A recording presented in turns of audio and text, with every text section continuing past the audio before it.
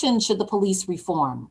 Determining the role of police, staffing, budgeting, and equipping your police department, employing smart and effective policing standards and strategies, looking at procedural justice and community policing, law enforcement strategies to reduce racial disparities and build trust, community engagement, fostering community-oriented leadership, culture, and accountability, tracking and reviewing use of force and identifying misconduct, internal accountability for misconduct, looking at citizen oversight, data, technology, and transparency, recruiting and supporting excellent personnel, recruiting a diverse workforce, training and continuing education, and supporting officer wellness and well-being.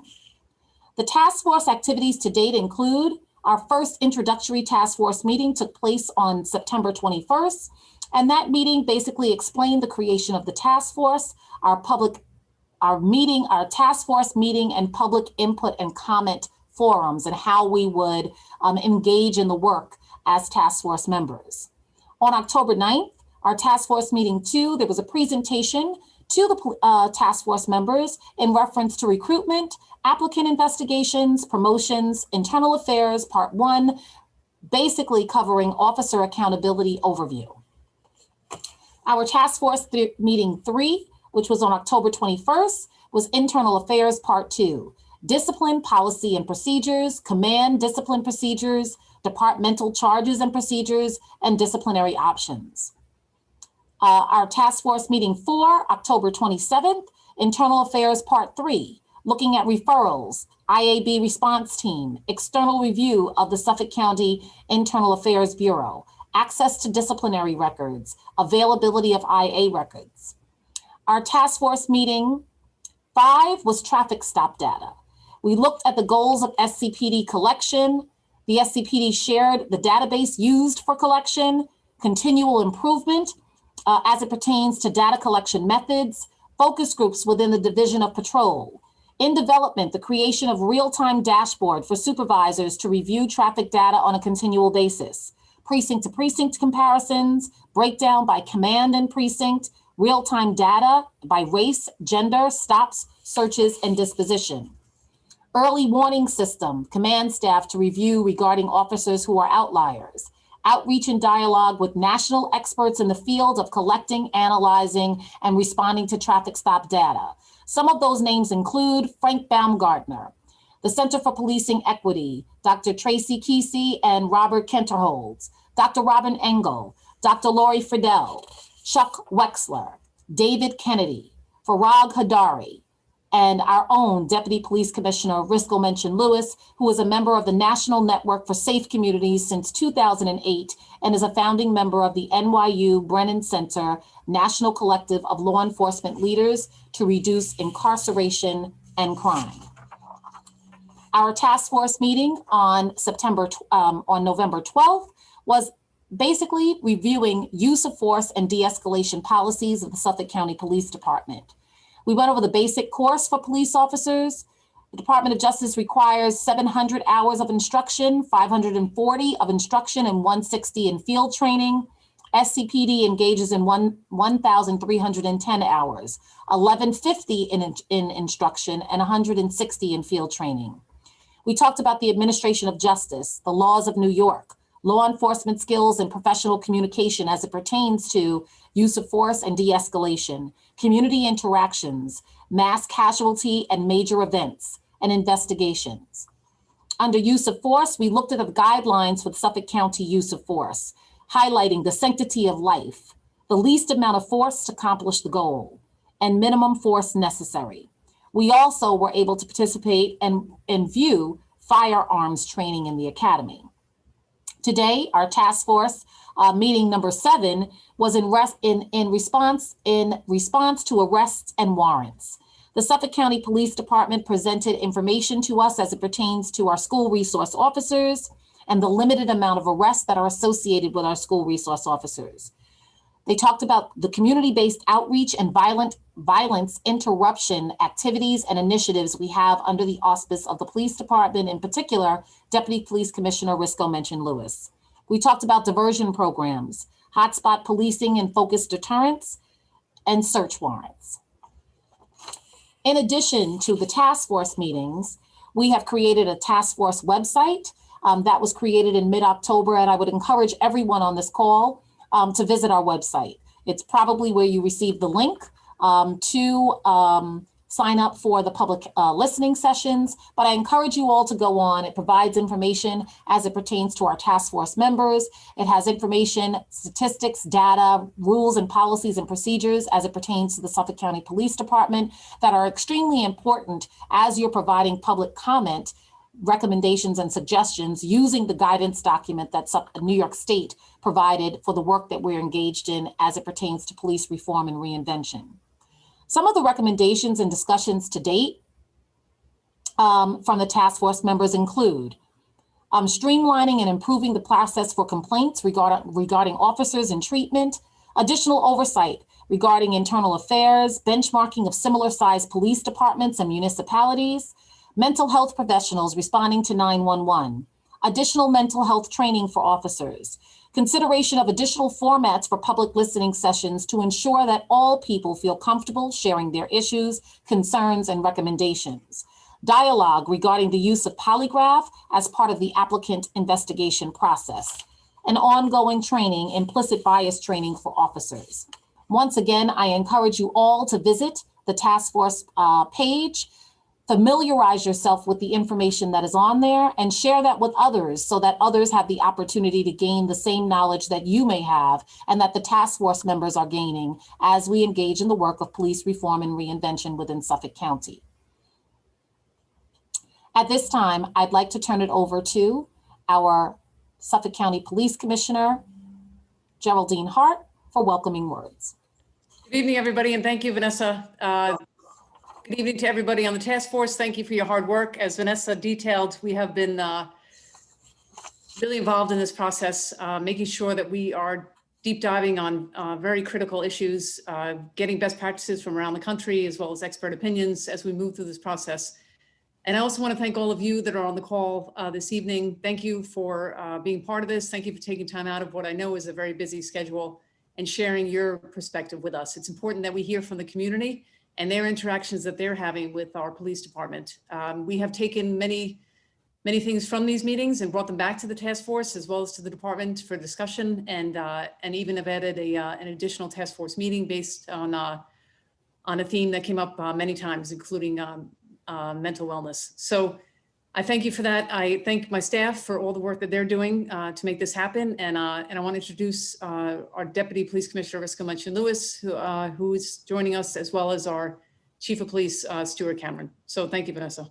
Thank you. Deputy Police Commissioner, I know she's joining by phone. We can come back to the Deputy Police Commissioner. Chief Cameron. Good evening, everyone. My name is Stuart Cameron, and I'm the Chief of the Suffolk County Police Department. I'm very happy to be here with you tonight, and I would like to hear your opinions. Para cualquier gente en la llamada que solo habla español, me llamo Stuart Cameron y soy el jefe del Departamento de Policía del Condado de Suffolk. Estoy muy contento de estar aquí esta noche con ustedes. Me gustaría escuchar sus opiniones esta noche. Gracias. Thank you. I just want to clarify, this woman is Deputy County Executive Vanessa Baird Streeter, who is leading the efforts of the task force. That is for a particular person in the chat. So just confirming who I am, so you're aware of who I am. At this point in time, I'd like to introduce to you, I'd like our task force members to introduce themselves to you. My co-facilitator, who I believe is on the call, John Kamen, you have the opportunity to introduce yourself now. I think he's having problems connecting. You have heard from our Suffolk County Police Commissioner, Geraldine Hart. Our Deputy Police Commissioner is having some trouble connecting. When she's able to be connected, she will introduce herself to you. At this point in time, Legislator Richburg. In deference, I believe the presiding officer is on. Oh, really? Okay. Presiding officer, Robert Calarco. Thank you, Jason. I'm Rob Calarco. I'm the presiding officer of the county legislature. I represent the 7th legislative district, which is Southwest Brookhaven. It's Patchogue, Medford, all of Gordon Heights, and parts of Middle Island, North Bellport, and Blue Point. And I thank you all for participating tonight, and I look forward to hearing your comments and opinions and experiences. Thank you, Legislator Calarco. Legislator Richburg? How you doing? My name is Jason Richburg, he, him, his. I am a legislator from the 15th Legislative District, which represents Wyandanch, Wheatley Heights, East Farmingdale, North Lindenhurst, parts of North Babylon, West Babylon, Amityville, and North Amityville. And I'm happy to be here, but I'm more happy to hear and read your comments. So I want to thank you all for coming and thank you all for the work that you've all put in to help keep us informed. Thank you, Legislator Richburg. ADA, Leslie Anderson. Yes, good evening. I'm Leslie Anderson. I'm a Deputy Bureau Chief in the Suffolk County DA's office. I serve on the District Attorney's executive staff, and it's a pleasure to be with you at this meeting. Thanks. Thank you. Linda Perdomo Ayala. Hi, good evening. My name is Linda Perdomo Ayala. I am the chair of the Suffolk County Human Rights Commission. Mi nombre es Linda Perdomo Ayala y soy la gerente de recursos de humanos o derechos humanos para el condado de Suffolk, y estoy aquí para oír sus causas. Gracias. Thank you. Roger Clayman. Good evening. I'm Roger Clayman. I'm the Executive Director of the Long Island Federation of Labor. Thank you. Daniel Russo. Good evening. My name is Dan Russo. I'm the administrator for the Suffolk County Assigned Counsel Plan. It's a nonprofit agency that provides private counsel to indigent clients in both family court, district court, county court, and Supreme. Good evening. Thank you. Serena Ligori. Good evening. My name is Serena Ligori. I'm the Executive Director of New Hour for Women and Children Long Island, a member of the task force, and our organization is dedicated to supporting directly impacted women, mothers, and families who are impacted by the justice system. And so excited and looking forward to hearing your comments, concerns, and suggestions. Really grateful that we have this space to come together and hear concerns that the community has and suggestions. So happy to be here with you all. Thank you. Martine McDonald.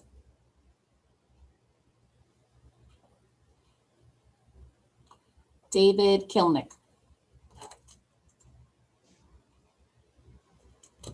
Jennifer Levesque. Hi, thank you. Jennifer Levesque here, she, her, hers. I represent Next Generation Long Island, and again, these listening sessions have been very helpful, and so I'm looking forward to another evening of hearing thoughts and suggestions. Thank you. Sister Sana Nadine. Good evening, Vanessa and everyone. I'm Chaplain Sana Nadim. I'm the Director of Islamic Society at Stony Brook University. I'm the chair of the Interfaith Center. I'm also the vice chair of the Muslim Advisory Board and member of the Anti-Bias Task Force of Smithtown. So I feel a bit at home today, and I look forward to the conversations that are coming up. Thank you. Thank you. I'll just go back to those task force members that did not answer the first time. Is Retha Fernandez on yet? She will be probably joining us late. Kathleen King. She will be joining us a little bit later. Martine McDonald. And David Kilnick. Okay. So today you have approximately 14 task force members that are on this call to hear your recommendations, suggestions, stories, and concerns as it pertains to Suffolk County police reform and reinvention. We thank you all for taking time out of your schedules. We know that many of you have been engaged in this process. You've done your research, you've investigated, and we want to hear that from you. As the Christian said in the beginning, there is a limit of 3 minutes to ensure that everybody has the opportunity to speak. So there will be a clock that will be posted, and we ask you just to be mindful of that clock so that you stay within the time frame. The other thing is that as we're engaged in this work, it's really about fair, equitable, and just policing in Suffolk County. So I say that to say I would like everyone to be respectful of those that provide their opinions and suggestions. We want our police officers to treat us with respect, to treat us with dignity. I ask that we treat everyone with respect and dignity as we engage in this work. So if there's something that you dislike, there's no need to be disrespectful. We ask that you just be respectful to those, and it's particularly in the chat, we ask you to be respectful to those who are providing their comments. They may not be your thoughts. They may not be your suggestions. They may not be your ideology, but everybody has an opportunity to participate in this process. Hence the reason why we created in a virtual forum, so everyone had the opportunity to speak and to be heard. So we are engaged in this work because we want to hear from everyone. So I thank you once again for joining. Remember, this is a listening session. You have the opportunity to provide your comment. Your task force members may ask a clarifying question if they do not understand what you have communicated or need to clarify what you have communicated. But this isn't a Q&A. If there are questions that come up which warrant the task force releasing or providing additional information, we will do that via our task force page. And I think with all of that being said, I look forward to hearing great suggestions, great recommendations, and I look forward to engaging in the work that we all have been engaged in reference to police reform and reinvention within Suffolk County. So with that being said, I am going to now call on Speaker 1. Speaker 1, last name Capitordo. Capitordo. Yeah, that's a hard one. Hi, thank you for letting me speak again. And I appreciate everyone coming and listening and speaking. So last time I spoke was at the 2nd precinct meeting. And I gave my own personal experience of, please, I'm talking. I gave my own personal experience of, 3 minutes, please. Oh my God. It's all good. We understand. It's the evening time. We all have responsibilities, and you are making sure that you have the opportunity to participate in this process. So we fully understand. Yes. So I talked about a situation that I saw that had to do with the 2nd precinct and the 4th precinct as a resident of Comac. And of course, I'm not going to reiterate because I was asked not to. But it does tie in to Long Island United for transforming policing and community safety's theme tonight of accountability. To just give a little update, because this is obviously not the only place that I've discussed this. One of the problems is that there is no oversight. Like there is no, when we're in these situations at protests, there was definitely a vibe that we're going to get arrested if we cross the street to even take down badge numbers. So right there, no one could call internal affairs. I did eventually have a conversation yesterday with my legislator, Trotta, who he told me that at first, the first time I talked to him, he wanted to see my footage, but I guess it was a bluff, because then all of a sudden I got a call back from him and he saw the police officers' videos that he took with his cell phone, and that was the end of discussion. So we definitely 100% need a community complaint review board, because you cannot think that the 4th precinct is going to unbiasedly look at their actions. And also, it's not a good recourse for me to talk to my legislator, because legislators are going to see things from the perspective of what's legal. And as someone that considers herself a civil rights activist, I'm less concerned about what's considered legal in these situations and what is actually moral. Because in this country, let's go down the list of what was legal. Slavery, legal. Lynching, legal. Exactly. Speaker 18, lawful does not mean legal. Legal does not necessarily mean that it's just. I wasted my time, but I would also like to say that it's really hard to take this serious when you look at the BPA's social media and they want people to just come into these and say they're doing a great job. Like, that's great. Everyone wants to hear that, but this is not for the time for this. This is time to hear our suggestions and take us seriously because we're demanding change here. Thank you.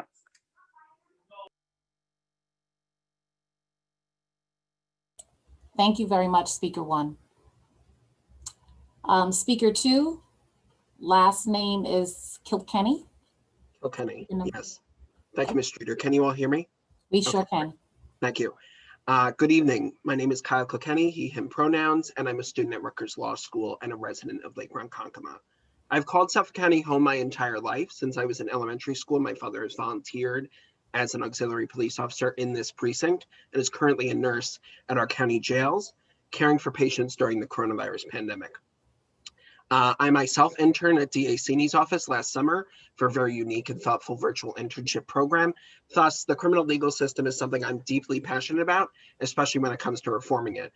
I'd like to introduce a project. I emailed the task force a copy of a proposal on restorative justice. It contains only publicly available information. I wrote it while I was at DA Sini's office this past summer.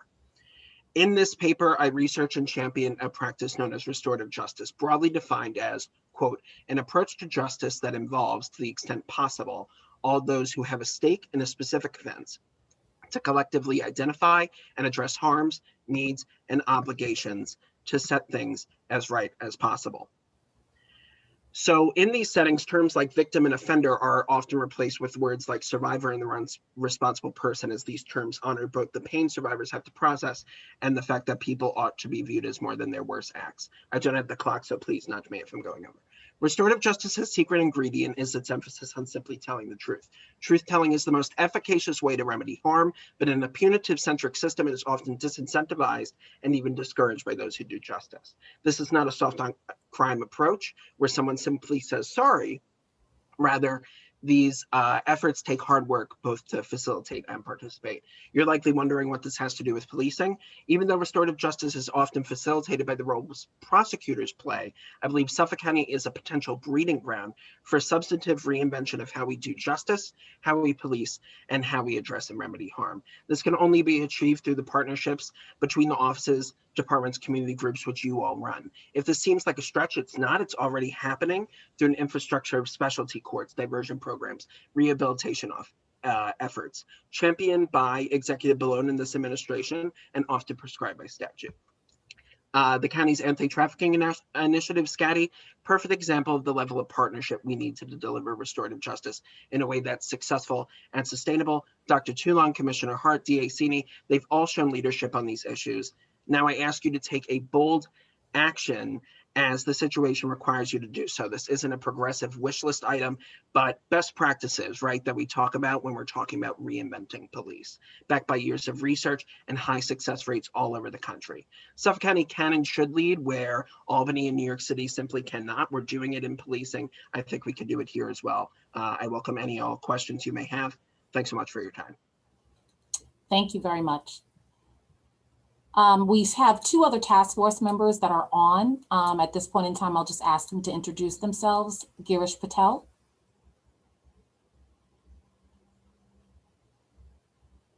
Girish Patel. Task force member. Okay. Sorry. Hi, good evening, everybody. My name is Girish Patel. I am the National Coordinator of Community-Based Outreach Program of PAPS, a national non-for-profit socio-religious Hindu organization based in Melville, Long Island. I worked with the South Asian Indo-American community for the last 30 years, building bridges of friendship amongst community-based organizations and their leadership to work together for the betterment of our communities. Professionally, I'm a pharmacist for the last 40 years, and I'm looking forward for your comments, thoughts, and suggestions this evening. Thank you. Thank you very much, Girish. Daniel Lloyd. Thank you, Vanessa, and blessed evening, everyone. My name is Danny Lloyd. I'm the founder and president of Minority Millennials, and we are a nonprofit that is committed to representing minorities and millennials in any policies that impact our future. And I'm very interested in hearing this conversation tonight. Thank you. Thank you very much. We will now go on to speaker three. Speaker three. Hi, she/her. Thank you. And I'm going to be talking about my past experiences as a protester. What happens when a teacher assaults a student for not complying? What happens when a nurse attacks her patients for being difficult? They get arrested and fired. They aren't above the law, so why do cops think they are? I have witnessed and watched countless videos of SCPD abuse their power, assault victims, protect those who wish to do us harm, and refuse to work with the community, specifically on October 22nd. With zero occurrence of blocking traffic and 95% of us on the sidewalk, the other 5 making their way to the sidewalk to keep out of traffic, please tell me why, while you were so intent on not blocking any traffic, that you then proceeded to park your unmarked civilian vehicle in the middle of the road. Why is it that you then decided to pull protesters off the sidewalk into the middle of the road, causing an even bigger obstruction, when you were so intent on not causing an ounce of traffic before? We all have these videos. We can see all these exact moments. I want to know why you feel it was appropriate for 2 officers to force their hands on the mouth and neck of a protester. Why are they kneeling on his back so hard that we can see his face turning red? Why, and quite frankly, how do your officers feel comfortable forcibly pushing down on the neck of a young female protester and then having 3 more pile on top of her with their knee on her stomach? Did that make them feel good? Did they enjoy terrorizing and traumatizing the community? This isn't a one-time occurrence. This is a pattern. In August, we watched an officer so chillingly shove a man out of his wheelchair to the ground. At a protest, nonetheless, to demand justice for 2 Black children who were hit and left to die by a known white drug addict that you chose to protect. Why is it that a white man who deliberately hit protesters with his car gets shown that same protection and asks for his license and registration so sweetly after just committing an actual crime, yet you abuse innocent protesters? When Trump supporters show up, threaten our lives, attack us, speed at 60 miles per hour, drive by recklessly and aggressively, you do not do a single thing. What is this telling us other than that you choose to serve or protect one portion of the public? Why is it that these white Trump supporters can block and cross the middle of Betts Highway twice on July 31st when a week earlier, Terrell crossed that same exact street and that same exact spot and only he was arrested? Cops are sworn to protect people equally and without bias, so why don't you? It's time to start doing real accountability and work. Thank you for your time. Thank you, speaker 3. Speaker 4. Hello. Hello, my name is Sloan Schiller. My pronouns are he, him. I'm a member of Suffolk County Democratic Socialists of America. Excuse me, Sloan, 1 second. I'm sorry. Sloan, are you speaker 4? Yes. I think you're speaker 9. I got an email that said I was speaker 4. Okay, so let me just make sure. For speaker 4, I have last name Marchetta. If Marchetta is on, we'll have her go. Is Marchetta on? And if not, then you can take the place. Marchetta? Okay, Sloan, take it away. First of all, I want to say it is an absolute disgrace that Tim Steeny and Steve Bellone are not at these meetings. There is no excuse why they haven't been here listening to the public. A few months ago, while protesting, I was pushed not once, not twice, but multiple times by one of the police officers from the 4th precinct. Let me further clarify. I am in a wheelchair, and my chair was knocked over by the police officer. Thank God my friend was standing on to the side of me to catch me. Otherwise, I would have fallen and hit my head on the ground. My hands were on the brakes the entire time when he first pushed me, when he first pushed my chair. When he first pushed my chair, did a wheelie. And that wasn't good enough for the officer. He was determined to push my chair over. I would use the officer's name, but I was told by internal affairs that they could not figure out who the person was because he was wearing a mask, which is completely unbelievable and nonsensical. How can anyone have trust in the police when internal affairs refuses to identify one of their own officers abusing someone on camera. Since I was shoved by the officer from the 4th precinct, the internal affairs process has been a hellish experience, and it feels they're investigating me more than they have the officer. Remember, they refused to identify the officer, so absolutely nothing has happened to him, and he is on the streets without anything on his record. This officer knew he was being recorded and went out of his way to knock me out of my wheelchair. What is he going to do when the cameras aren't recording?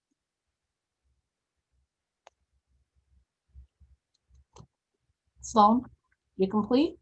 Yeah. Thank you, Sloan, for sharing, and sorry for the experience. Speaker 5, last name Werner. Speaker 5, last name Werner. Hi, everyone. She, her pronouns. I wanted to share my interactions with the 4th precinct as a white woman from Northport. Wednesday, October 21st, I attended a protest organized by Long Island Peaceful Protest in Comac. I'll preface this by saying I've been attending their events since June and can speak to the peacefulness, composure, and cooperativeness of the group. October 21st was a return to Comac after the first protests in July resulted in arrests of 2 organizers. I was not there in July, but I was there on October 21st, and I want to talk about what happened. We were peacefully chanting and marching down the street when the back half of the group noticed there was a sidewalk on the other side of the street and crossed. The other half in the front did not notice, and we did not cross. The police presence at this point was so large they seemingly outnumbered us protesters. All of a sudden, police officers rushed to us and demanded that we cross over to the sidewalk immediately. There was some conversation disputing the request due to it actually creating more traffic blockage than what we were currently doing, but we complied and we crossed the street. Despite being told that our leader was only going to be issued a summons, which he did not dispute and willingly took, police officers began to grab his arms and not let go. Obviously aggravated by the assault, our organizer yelled at the officers, which caused more physical retribution from the officers.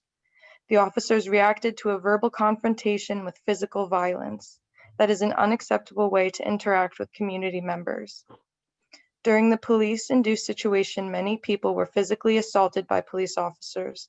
I personally was standing 15 feet away from any individuals who were being arrested when a lieutenant who was walking briskly past me stopped and looked at me and then pushed me extremely forcefully. Luckily, people who were behind me were able to catch me. There was so much aggression and violence and anger within these officers in reaction to protesters walking on the wrong side of the road. It was clearly a targeted attack to deter our protest and our cause. How does walking on the wrong side of the road justify 3 arrests, concussions, sprained elbows, and terror? After the arrest, we continued on our march despite our leaders once again being targeted by the 4th precinct. The police presence at this point dropped dramatically to only 2 bikes and 1 car.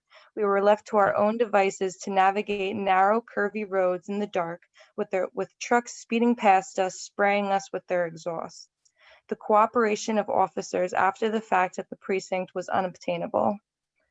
There seemed to be no procedures in place during the lead up to the arrest and no de-escalation, just scare tactics that resulted in chaos and a use of force free-for-all.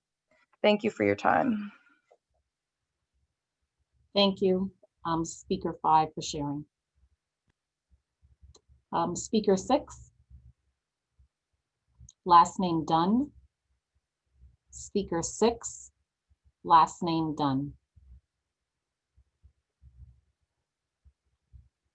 Speaker 7, last name Smith. Speaker 7, last name Smith. Hello, everybody. My name's Sarah. I'm a BSW student at Stony Brook University, and I'm really looking forward to engaging in this dialogue with you all tonight. Thank you. Thank you. Speaker 8. Speaker 8, last name Roldan. Speaker 8, last name Roldan. Hi, this is Anne Marie. I was under the, first I want to say thank you for everyone, for everything. But this is like turning a different way than I had expected. What I feel with everything that's going on, I've been following this since day one. All the rioting and stuff, they're not accountable for anything that they've done. The politicians turned their backs on law enforcement and gave that power to all those rioters. It's putting everyone in harm's way. The New York police, every law enforcement is in harm's way every day, more so because the people, by the politicians defunding them, the cops, just showed them like, go ahead, do whatever you need to do. You're not going to be held accountable for it. They have no respect. It's just terrible. I mean, how do I say this, where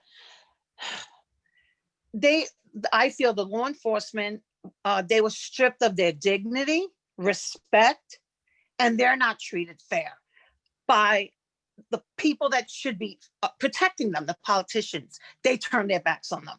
You know, that just gives everyone else to go ahead, do whatever you want. And, you know, that's putting everyone else in harm's way. I'm concerned because of the future of my kids, my grandchildren. You know, we need to respect the law. If you respect, you know, nothing bad can happen. Trust me, you may get pulled over and you know you're innocent, deal with it.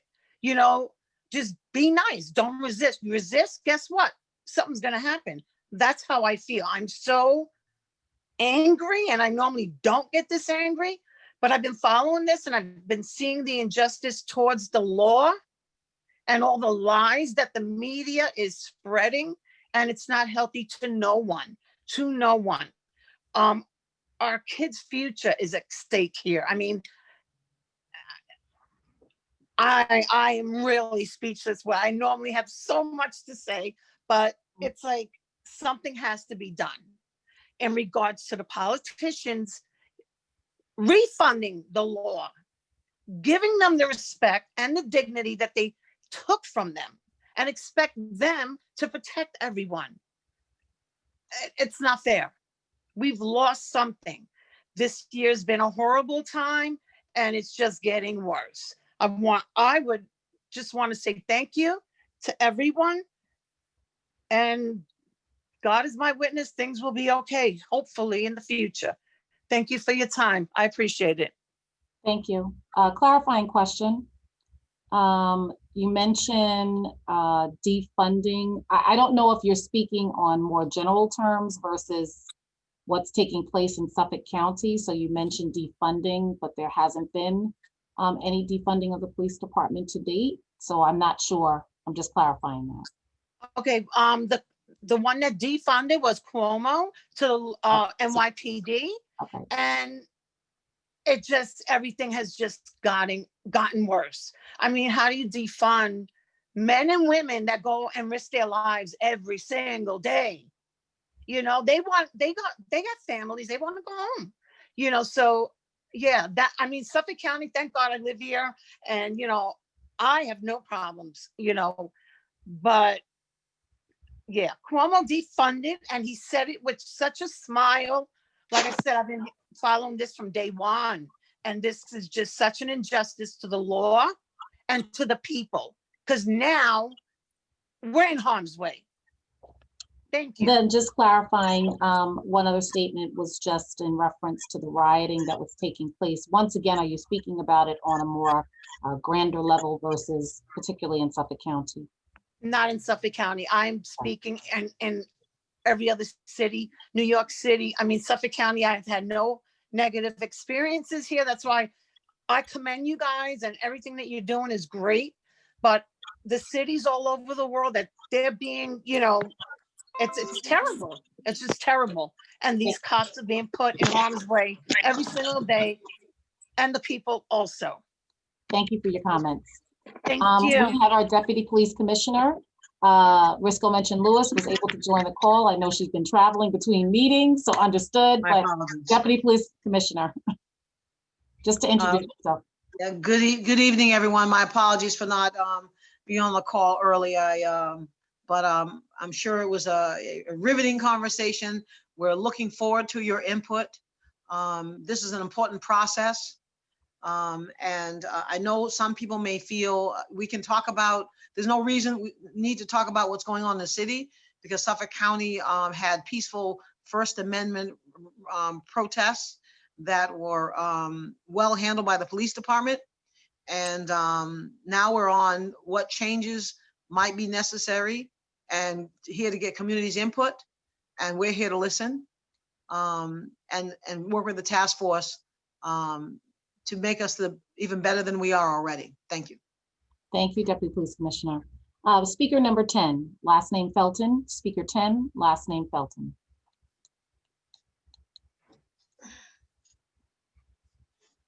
Speaker 10, last name Felton. Speaker number 11. Speaker number 11, last name Ozule. Azule. Speaker number 11, last name Azule. So just realize as I go through these speakers, those that did not speak at this point in time, I will go back through the list once all speakers have spoken. Speaker 13. You forgot speaker 12?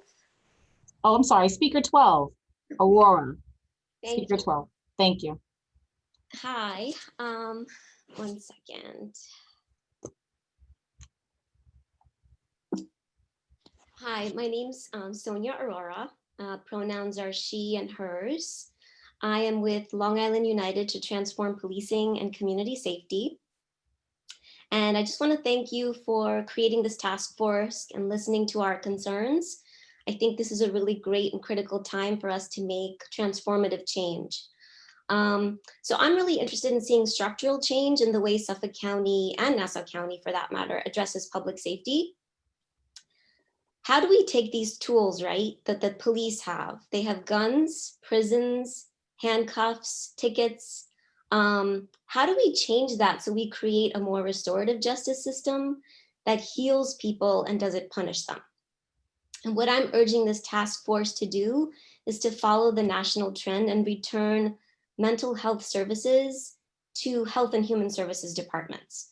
That actually department has been defunded. If you look at the history of mental health services, that has really been defunded, and we need to funnel money back into those services. Taking the burden off the hands of police who are really not trained to handle those issues. And here are some concrete suggestions. One suggestion is there's a great organization, which I'm sure you know of. It's called DASH in Suffolk County, and they're doing some great work with mental health services and de-escalating situations using nonviolence. It would be great to expand those services. How can we train 911 dispatchers so that mental health calls are forwarded again to Health and Human Services, not police? Cahoots is a model that is a great model to look at in Eugene, Oregon. I also spoke to a great woman just last week in Georgia who's created a mobile crisis unit. And they've been launching some great transformational change. Another thing to look at is the Stepping Up initiative that actually offers grants to counties to start making these changes so that you can start implementing these programs. Finally, one other idea that I have that somebody else mentioned also is restorative justice practices. There's a great organization called Ahimsa, which means nonviolence, in Oakland, California. And yeah, I would really love to see these wonderful changes taking place so that we have a more healing and less punitive system in place. Thank you for your time. Thank you very much for your comments and suggestions. Speaker 13, last name Biner. Speaker 13. Can you hear me? Yes, we can. Okay, my last name is Beener and my pronouns are she and her. I want to start out by saying a quote from the movie The American President. Andrew Shepard was the character. You want to claim this land as the land of the free? Then the symbol of your country can't just be a flag. This symbol also has to be one of its citizens exercising his right to burn that flag in protest. Show me that, defend that, celebrate that in your classroom. Not only do I feel that Suffolk County Police are not defending our right to protest, they're actually actively trying to take it away. On July 22nd, I attended a protest in Comac in which we were convened in a parking lot, and the officers spoke to us beforehand. And then as we left the parking lot and crossed the road to get to the sidewalk that we were told that we had to use, officers in trucks came out of an opposing parking lot while we were still in the street and descended on our protesters and started arresting them. I do not understand how, when we are crossing the street at a corner to get to a sidewalk, and officers ascend out of somewhere they weren't before, a parking lot in across the street from opposing where we were, to just come arrest people. It's impossible to feel that they are defending our rights to protest. A second time I was at a protest in Smithtown. We used the sidewalk, or we stayed to the side of the road the entire time if there was no sidewalk. And we were followed by police the entire time, not protected, not defended, followed. And at the end of that protest, when we were breaking up, the officers arrested 3 of the protesters. Again, not only are they not defending our right to protest, they are actively taking it away. Thank you. Thank you, Speaker 13. Speaker 14. Speaker 14, last name La. Speaker 14. Speaker 15. Speaker 15, last name Portella. Speaker 15.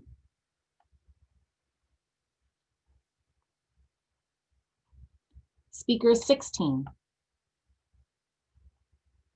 Speaker 16, last name Werner. Speaker 16. Hello. Sorry, Hello. can you all hear me? We sure can. Great. My name is Bailey Werner. I grew up in St. James, and my mom, my younger brother still live there. So I just want to begin by voicing an experience with a police officer that a close friend of mine had a few years ago. My friend, a young white woman, was pulling, and my pronouns are she, hers, just to put that in the beginning. She was pulling out of a parking lot when a motorcyclist collided briefly with her vehicle. Luckily, no one was hurt, but the cyclist began yelling and threatening her. He beat on her window with his fist. So she remained in the car with the windows down to protect herself. And when an officer arrived on scene, my friend described the cyclist's behavior, saying that she was worried for her own safety. And the officer told her men need to hit things and yell when they get angry, and that men and women deal with emotions differently. For example, he told her she was crying, which was how she was dealing with her emotions.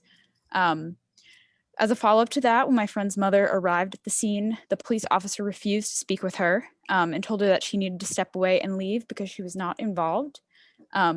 But when my friend's father arrived moments later, the cop quickly pulled him aside for a private conversation so that he could explain everything that happened to her father.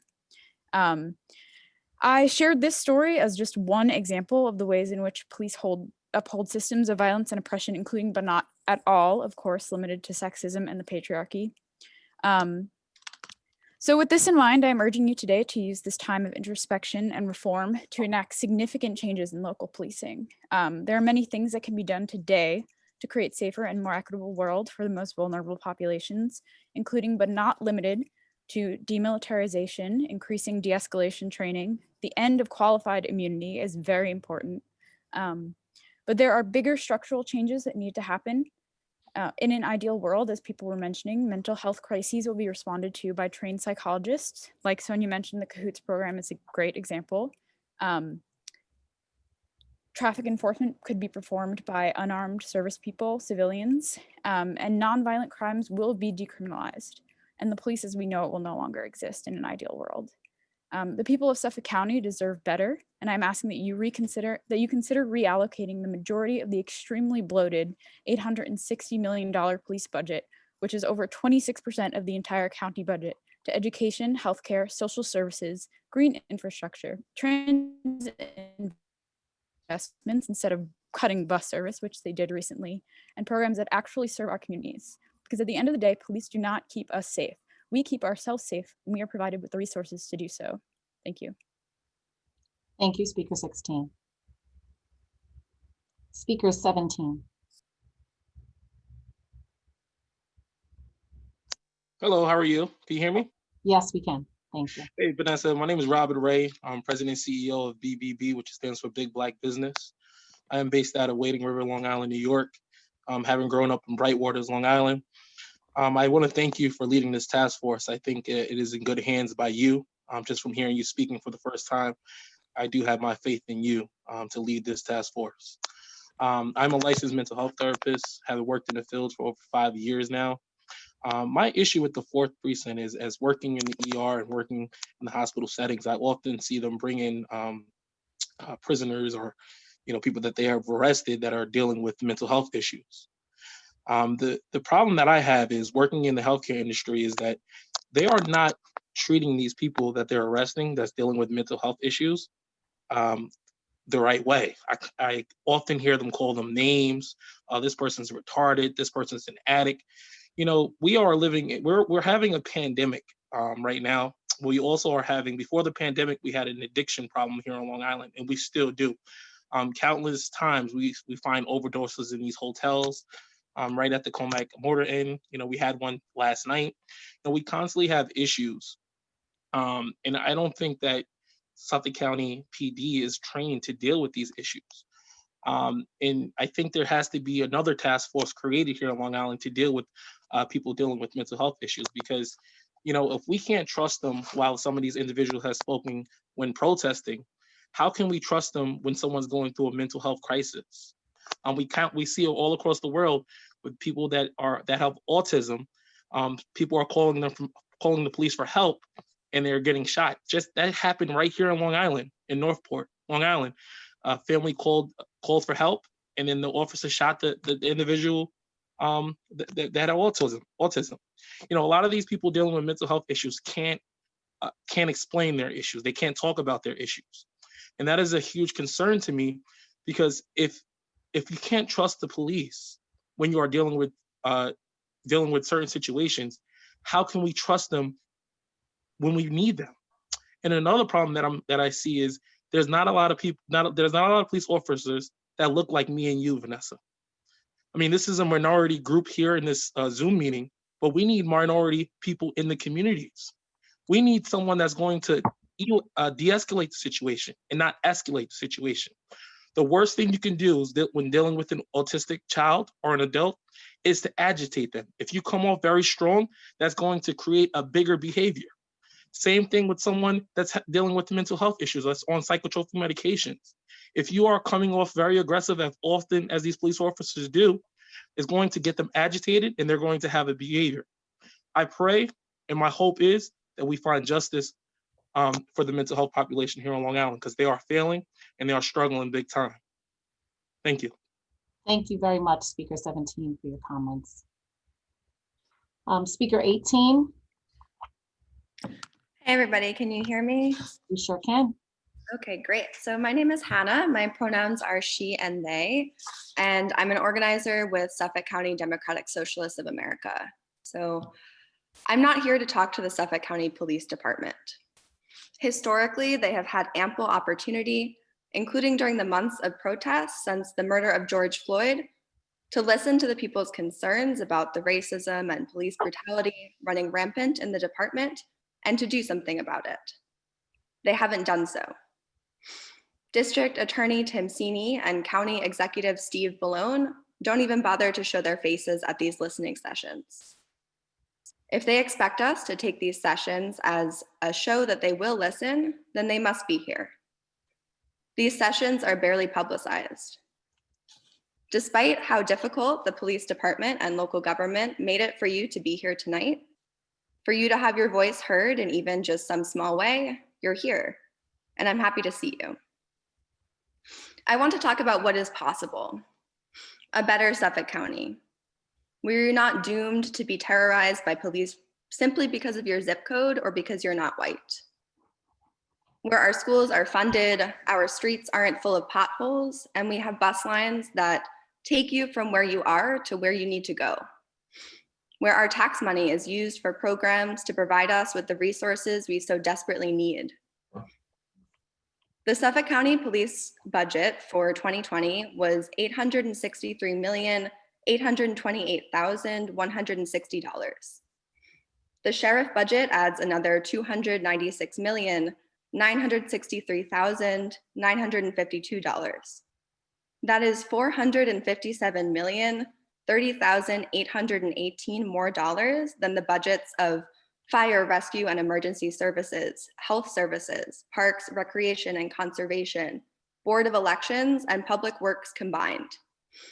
And these numbers come from the summary of the county's operating budget released by Steve Bellone. I think we have a severe crisis of priorities in our governmental spending. Imagine what the county would look like if we redistributed that money into programs that solve the root causes of poverty, homelessness, and hunger. If this all sounds like a pie in the sky dream to you, I do get it. And we may not achieve this all in my lifetime, but we can change our priorities as a county in my lifetime. And we are stronger when we work together. To not believe in your power to change our conditions only serves the exploitative powers that be. So I invite you to join us at Suffolk County DSA to help us make this a county that genuinely provides for and cares for all its people. Thank you. Thank you very much, Speaker 18. Speaker 19. Hi.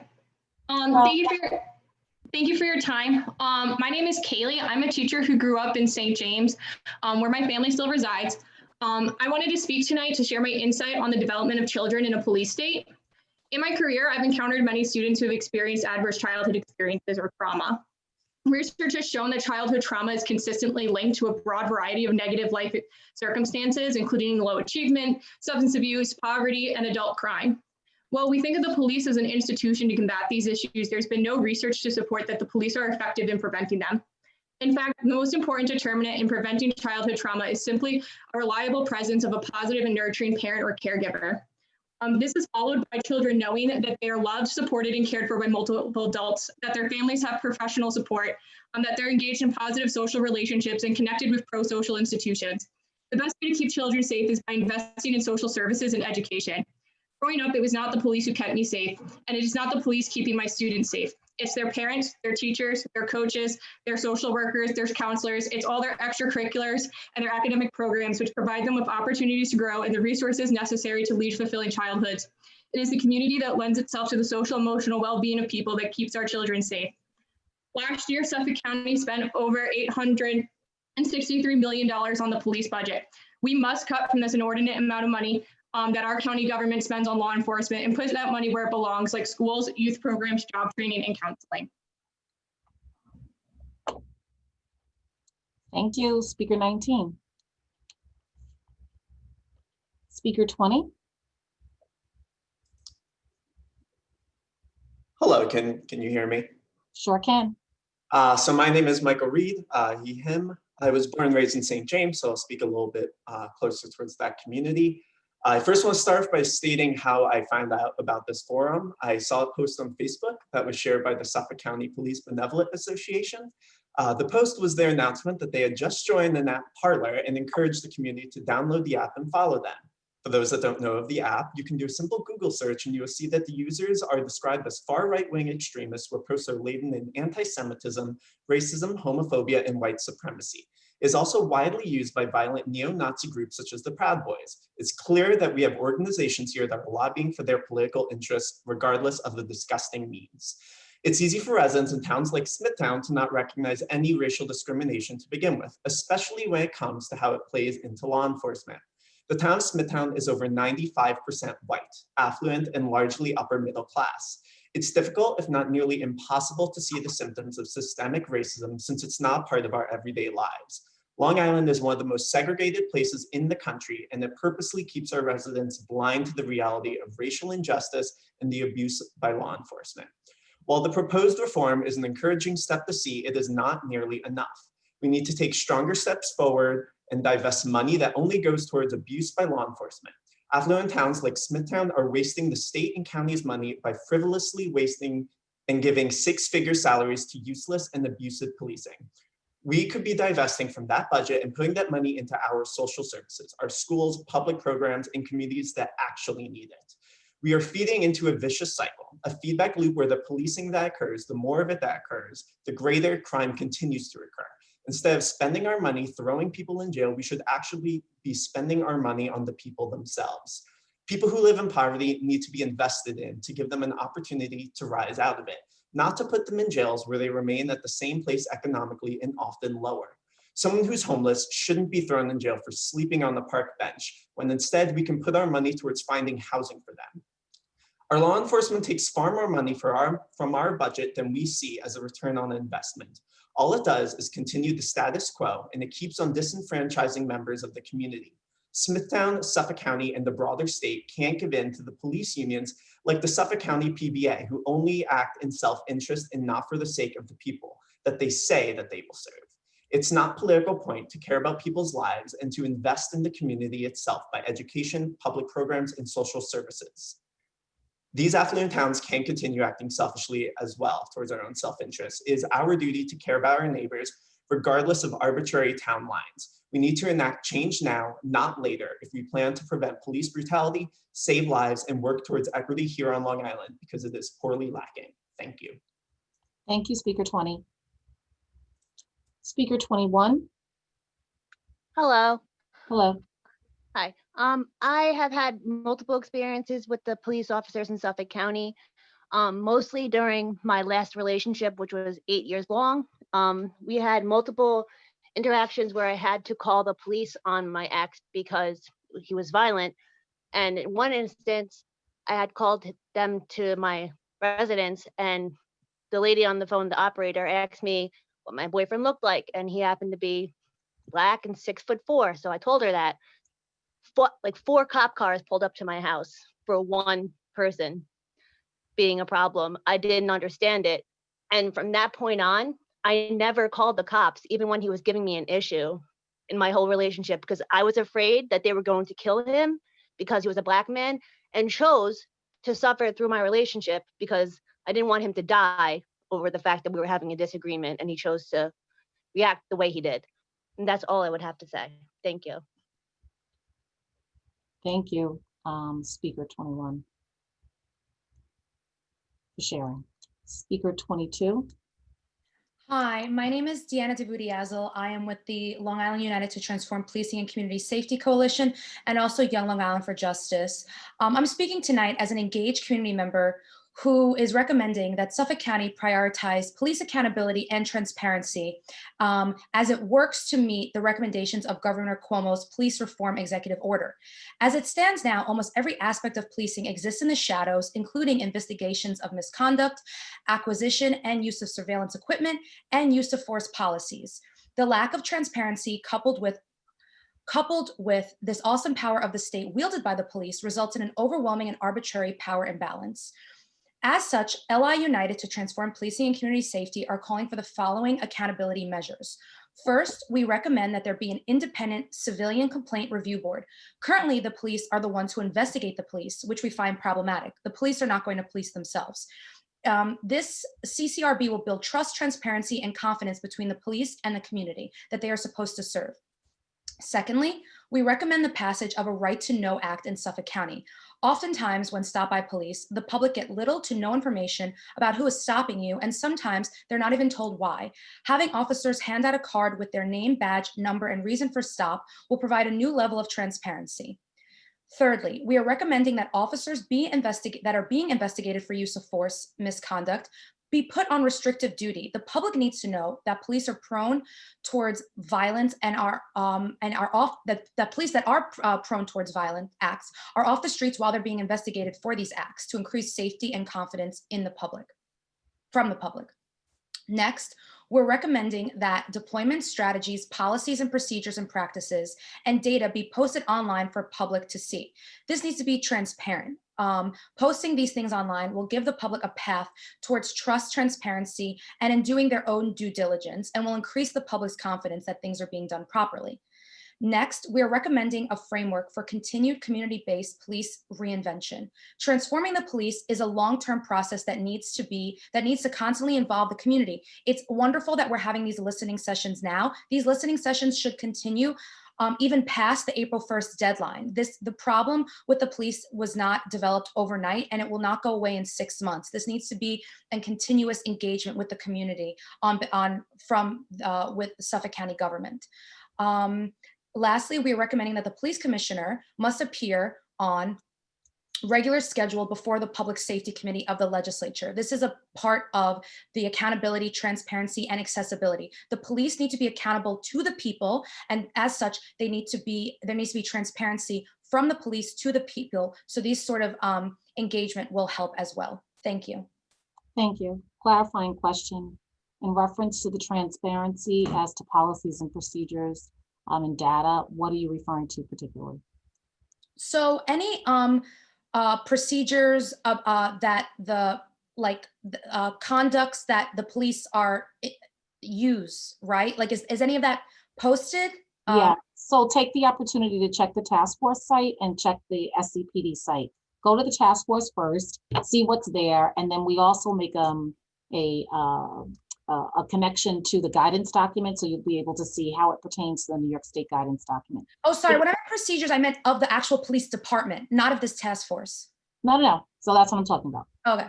So take the opportunity to look there, and if not, feel free to reach out to me as to what other information you're looking for. Were they online before this task force, like all the policies and procedures of the? Yes, they are on the Suffolk County Police Department site. Okay. No problem. Thank you. But take an opportunity to look, and if there's something that you're looking for, let us know. Thank you.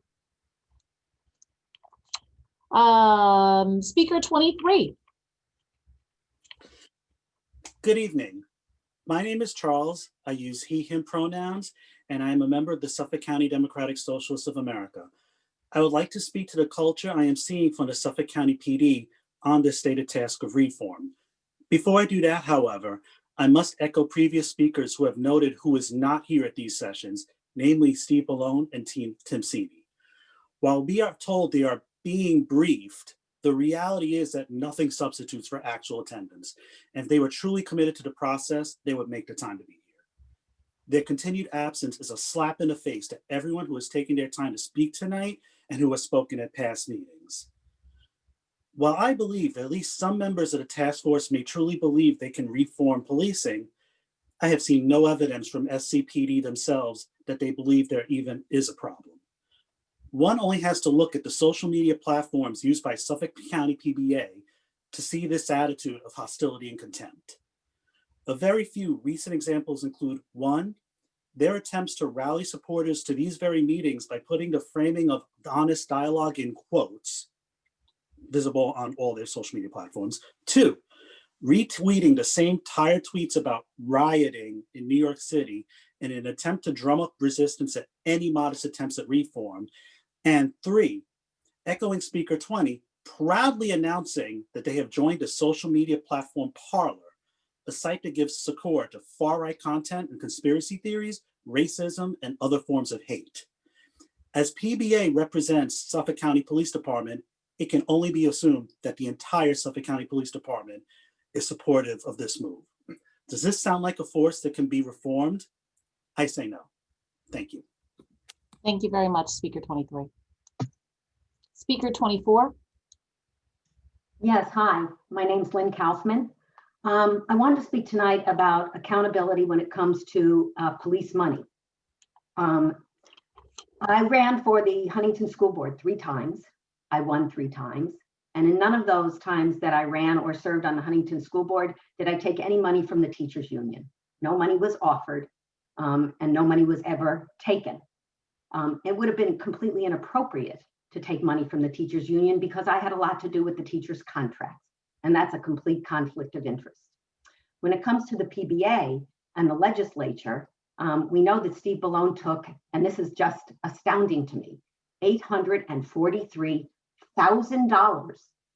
$843,000 from the PBA. And our legislators on every level take money from the PBA as well. So that brings up the question of who do the police work for? Because they're supposed to serve the public. It also brings up the question of who does the county executive and the legislatures work for. So much in the police contracts have to do with accountability and disciplinary measures. If I'm giving someone $843,000, then I'm going to tell them that I don't have to be held accountable. And I would say that that probably gets into the contract. So if this committee really wants to do big things, we need to get the money out of politics when it comes to the PBA being able to, for lack of a better word, buy our legislature, because that really is what is happening. I come to these meetings every week that they are on, and it's heartbreaking to hear some of the testimony, especially from the young people who have their neighborhoods over-policed, who are stopped. We know that there is bias. Newsday showed us all of the bias, especially in traffic stops, which are the first line of face-to-face between most citizens and the police. And I would ask this committee, please, there's a wonderful saying, if you do what you did, you get what you got. If we come out of these hearings and all we're going to do is demand anti-bias training, which we know does not work. If it worked, then we wouldn't have had the Newsday report about traffic. So it doesn't work at all. If we're only going to have anti-bias training and we're going to have de-escalation training, which again, police know full well how to de-escalate situations. They do it in wealthy white neighborhoods every day. If that's all we're going to come away with, then all of this was for nothing. But if you really want to make some change, can we start with saying that if you negotiate contracts with the PBA, you may not accept money from them, so that at least we'll feel as citizens we're being represented, and this isn't just a circular arrangement between our legislature and the police, and we are on the outside looking in. Thank you. Thank you, Speaker 24. Speaker 25. Yes. Hi, everyone. Hello. My name is Tim. My pronouns are he, him, his, and I'm co-chair of the Suffolk County Democratic Socialists of America. It is a pleasure to be with you again tonight. But I must begin by being unequivocal. I second the demand of previous speakers that the county executive and district attorney attend the remaining listening sessions. Their absences tonight are unacceptable, and I encourage all subsequent speakers to make this demand as well. Despite the lies we might tell ourselves, there is no substitute for attendance and accountability work. If Steve Bellone and Tim Sini claim to represent the people of Suffolk County, they must listen directly to the people of Suffolk County. Suffolk DSA will further consider absence an open abdication of leadership. Secondly, I want to comment on the passing of the 2021 Suffolk County budget yesterday.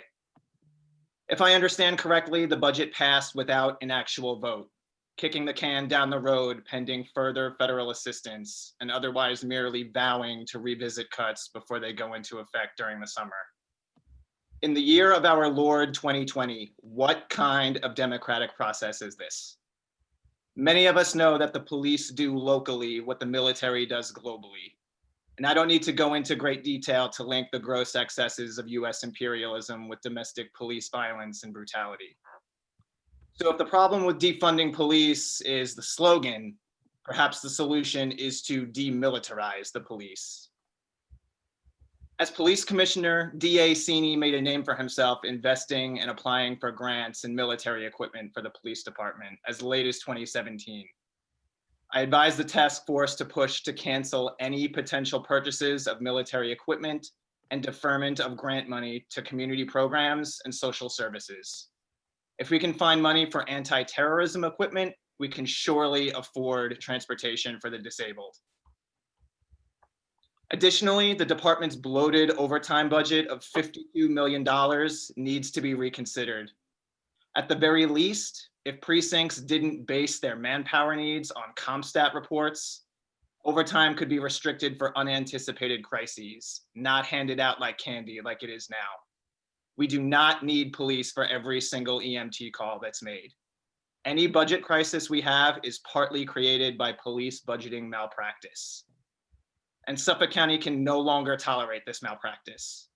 We cannot shred the social safety net, take away the means with which people live, and then arrest them for finding alternative or illegal means to live in good conscience. It cannot be justified, and it is only justified if your career and salary depend on it, and ours do not. Thank you. Thank you, Speaker 25. Speaker 26. Yes, hi. My name is Emily Kaufman, and I'm also a representative with Long Island United to Transform Policing and Community Safety.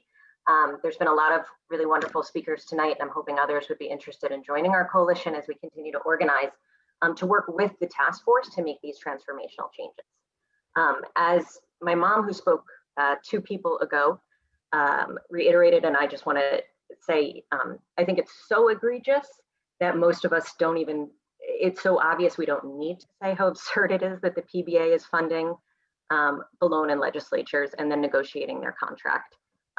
My hope and our ask as the public, if not our demand, is that the report that the task force comes up with and proposes to the legislature will absolutely have a line that says it will no longer be allowed in Suffolk County to take that money. That is my hope, is that that is integrated in there so that we have some confidence in the very police force. I also, with Long Island United, am chairing the Alternative First Responders for Mental Health and Substance Use Working Group. We're excited to come out with our report. I've spoken before. We're hoping by the end of December to have a really comprehensive report compiling all of the research and data from everything that we've looked at across the country, because we are not here to yell and fight with the police. We are here to transform public safety for the betterment of Long Island. And we are committing our time and our sweat and our tears and our research skills to do just that so that we can be part of this change process. I was excited to hear at the beginning of this recap that the task force obviously has heard this and is interested in exploring alternatives. And I know Speaker 12, I believe Sonia, talked about expanding the DASH program through Family Service League and looking at alternatives for mental health. So I'm heartened by that. I look forward to continue to speak with task force members and legislatures about our ideas and proposals for how to do that. What I was quite disappointed about is that traffic, and unless I'm wrong, and I'm hoping, Vanessa, that you'll correct me at the end and say that I misheard, but I didn't hear any alternative suggestions that the task force was looking at alternatives around traffic and how to enforce traffic. And what we know, obviously from the most recent Newsday article, which is the second article in 5 years, the one before that was in 2017, the largest percentage of police interface with individuals and community members is through traffic stops, as we've heard. There are 125,000 traffic stops that were reported from the Suffolk website. We do not need armed police officers. I last week talked about the tiny, minuscule, statistically insignificant amount of times that a police officer has been harmed during a traffic stop. And I will again send that study over in the chat, because we know that actually we do not need armed officers for basic traffic violations like speeding, like broken taillights. We want an actual safety force, and we could create an alternate institution to do that. So Long Island United has an entire working group devoted to this, and we'll be submitting a proposal. But my hope is that in the coming weeks, we hear back that you are looking at and thinking about alternative systemic changes to enforcing traffic, because it is one of the most dangerous places, specifically if you're a Black or Latino man on Long Island. Thank you. Thank you. And yes, we have been looking at suggestions, implementation, what's taking place within the country on a national level as to those areas of the country that collect traffic stop data, because every place doesn't. And looking at what are those strategies that have been developed and implemented on a national level that could possibly be used within Suffolk County. So that was, and I did indicate that we covered traffic stops and what we covered, but thank you for the clarification and allowing me to clarify. Appreciate it. Wonderful. I appreciate it and look forward to working with you further. Thank you. Speaker 27. Hi, Hello. my name is Sarah, she, her, or they, them, and I'm a member of the Suffolk County Democratic Socialists of America. I would like to echo other speakers and noting the absence of our county executive and DA, who have apparently decided they have more important things to do than engage with concerned citizens about the police. Next, as Speaker 18 described in detail, we spend as a county so much on the police, and what do? They harass disabled citizens, they blame victims of domestic violence, they shut down parks that house mentally ill and homeless people that depend on that space and those services. They disproportionately pull over innocent Black and brown people. They use completely unnecessary violence against innocent and suffering people. Meanwhile, that money could be spent on public services like transportation, health, and housing that would improve the lives of so many people, especially Black and brown people in Suffolk County. It's clear that the Suffolk PD, like the rest of the police in this country, are a tool that upholds white supremacy and acts as an ice pick cracking open the chasm between rich and poor. We need to spend county money on real aid to people and communities in need. And many speakers on this call have made really great suggestions about examples of ways to do that, like Cahoots and Dash. And I think it should be a priority to follow up on that and divest money to those initiatives. Thank you. Thank you, Speaker 27. Speaker 28. Hey, good evening. How are you? Good evening. Thank you for having this. Again, I try to make as many as I possibly can. I just, pronouns he, him, his. I just want to, unfortunately, there's an alternative universe that many Long Islanders live in. But stats are stats, and I keep hearing these false equivalences that I have to address. It's a corrosive narrative. We need to decouple these false equivalences. No law enforcement entity has been defunded. Just want to throw that out there. And I heard, they deserve respect and they want to go home. I want to go home. I want my children to go home. Police officers can quit their job if they don't want to be held accountable, right? They can quit at any time. It's a job. There's no such thing as a blue life. It's a job.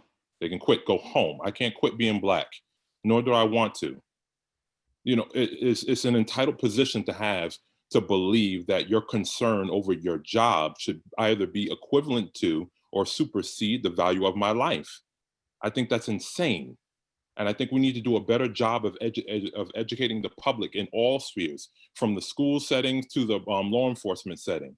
If people are properly educated, this vast ignorance that exists among a part of the population that is disproportionately impacted by brutality, criminalization, and racialization wouldn't occur. Like, if we are to live in a pluralistic community, we should all be able to and willing and wanting to push for real change. However, entitlement and privilege and the use of the police as their own personal security force inhibit real change. We're never going to have an authentic and fruitful discussion when there's really an intersection between whiteness, policing, racism, ignorance, entitlement, and privilege. Like, you have all these things intersecting. It's weird when I'm watching these people out there in the street, the so-called counter protesters. How can you be a counter protester against brutality? What is your position? If people are out there saying that we don't want to be brutalized for a traffic stop, we don't want to die over a traffic stop, what's the counter protesting about? Unless you understand that code that you have, that connection, that intersection between your whiteness, white supremacist ideology, and policing on a whole. I think we need to do a better job at making sure that people understand these systems and understand that there is no connection. There should not be a connection with white supremacist ideology and someone who is supposed to uphold the law and serve and protect all of us. And if you cannot serve and protect all of us equitably, then you need to leave your job. I don't understand the arguments and the disagreements and the frustration that I see so many people. If I'm an educator, if I go to my job and I no longer like what my job is telling me that I have to do, I no longer like the circumstances that exist, I have to kind of do something about it. Either I'm going to put up, do my job and shut up, or I'm going to quit. It is a job. And I think that we're not going to have any real change or systemic change when the officers or when people who uphold the system have an ideology as if they cannot be checked, or they're going to be on an opposite side of being held accountable, or when they have a whole group of people who live in a white supremacist fairy tale on Long Island, segregated Long Island, who are going to actually uphold their supremacist ideologies as well. We have a real problem that we need to address, and I don't know how far these things are going to go in terms of the suggestions when it's so deeply interwoven into the systems.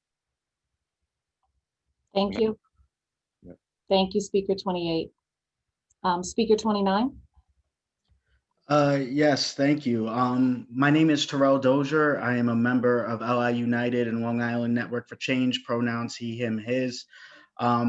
Executive Order 203 is an opportunity, and we have to be honest about this opportunity while reflecting on the current state of policing in Suffolk County. The Finn report and Newsday analysis substantiated significant bias and discrimination in policing stops and tactics here in Suffolk County. The Finn report was only conducted because 6 years ago, the Federal Department of Justice had to intervene regarding policing tactics, bias, and discrimination here in Suffolk County. And so at the very least, there is a very real perception of mistrust. And of course, like Speaker 24, Lynn said, of course, we're going to have that mistrust when the county executive is taking over $800,000 from the PBA. Why would the public believe that the police are serving in our interests, or that the legislature, the county executive, is actually holding them accountable? But also there's a very real expression of pain between communities of color and the police. A pain that says, you don't believe our lives matter, you think you're above the law, you can harass me with impunity. It's a pain that screams, I am not your Negro. And we have to acknowledge and sit with that fact. And if we want to begin to build a bridge, let alone actually solve the issues between police and communities of color here in Suffolk, then the task force has to thoroughly engage in structural reform. No amount of bias training, no amount of feel-good barbecues in the park, no amount of community liaisons are going to assuage the collective pain. Police cannot hold themselves accountable, and I'm going to be fair, nobody in society can hold themselves accountable. That's not a role that we can play. It's the reason why the writers of our Constitution created mechanisms for checks and balances. So I thoroughly respect the power that our society gives to police officers. In no other job does the state hand over a gun and say you can use lethal force against the citizens of this country. And it's the simple fact that this simple fact means it is impossible to create a division or a role within police departments that effectively mitigate the perception of unaccountability. When the state says you can take a life, this means that the institution must be beyond approach. And we know based on the data, SCPD is not beyond approach. So what can we do? We can start by developing an independent civilian complaint review board that has teeth, that is able to engage in investigative subpoena and disciplinary power and gives the community full oversight of the policing. We can start by passing the Right to Know Act in Suffolk County.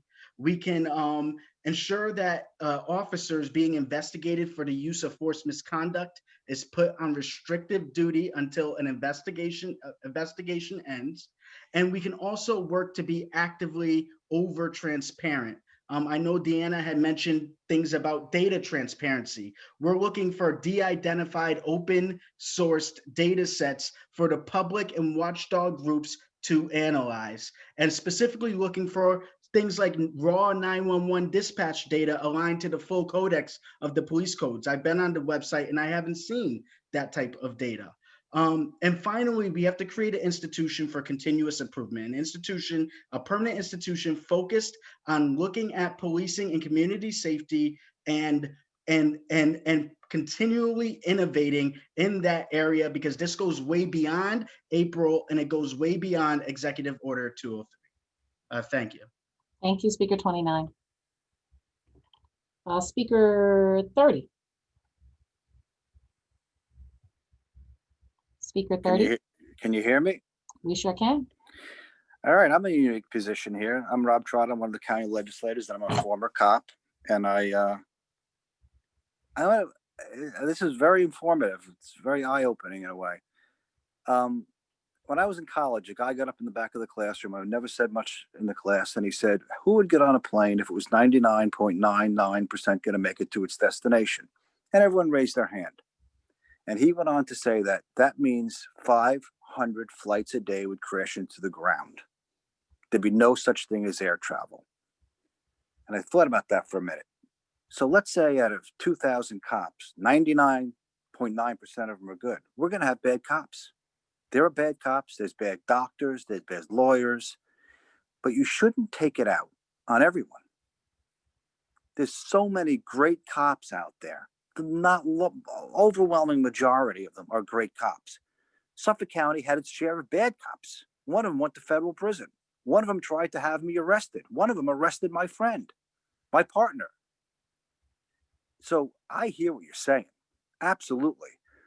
But let's look at the other side. I'm driving home from work one day. I'm in Smithtown. I see the protesters. I have nothing against protesters. People died so people can protest. My great uncle was in D-Day, so you could protest.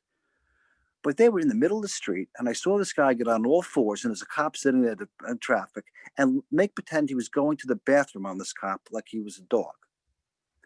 This is unacceptable. Shutting down the roads is unacceptable. So there's two sides to every story. Most of the protesters are probably great people, but there's probably 10% of them, which you know is devastating, what makes it look bad for everybody. So, Speaker 24, I just want you to know, myself and Legislator Piccirillo, we've never taken a dime from any union doing business with the county. Anybody who has a vote on that contract, I couldn't agree with you more. That's why when I first got elected, I put a bill in, and the bill was very clear. You can take all the money you want from any union you want. But when their contract came up, you're not allowed to vote for it. What would that do? It would prevent everybody from taking the money. I mean, there's other things that would hamper it, like super PACs, but stay tuned. You'll see about that in the near future. Look, there's good people out there. Don't take it all out on all the cops. 99.9% of them are great. And 99.9% of the protesters are great. So there's somewhere in the middle, but I couldn't agree more that the county executive, who, by the way, stood by the chief of police after he was on the cover of Newsday for having sex with prostitutes in a police car for 3 years, isn't on this call. And if he ever does get on this call, you should ask him why. Thank you very much. Thank you, Speaker 30. Speaker 31.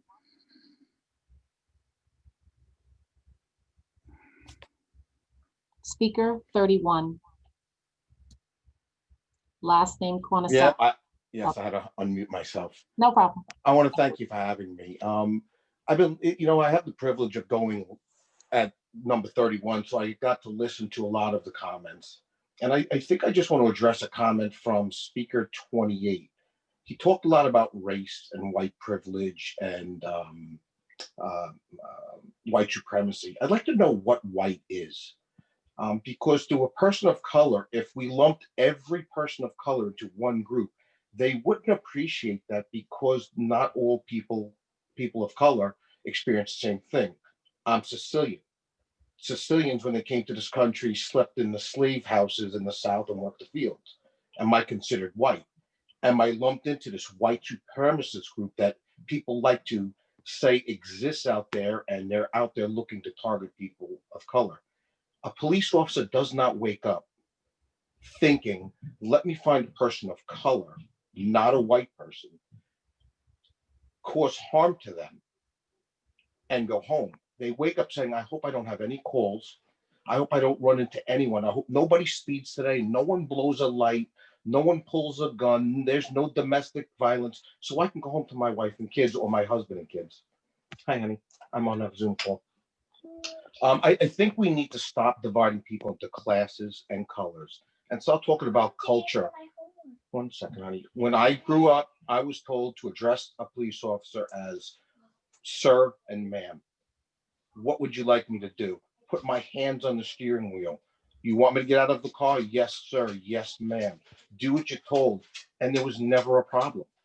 But when we're shutting the window to almost an inch and talking through it with a phone in that police officer's face, you're making that police officer wonder, is there going to be a problem? So they're getting a little defensive.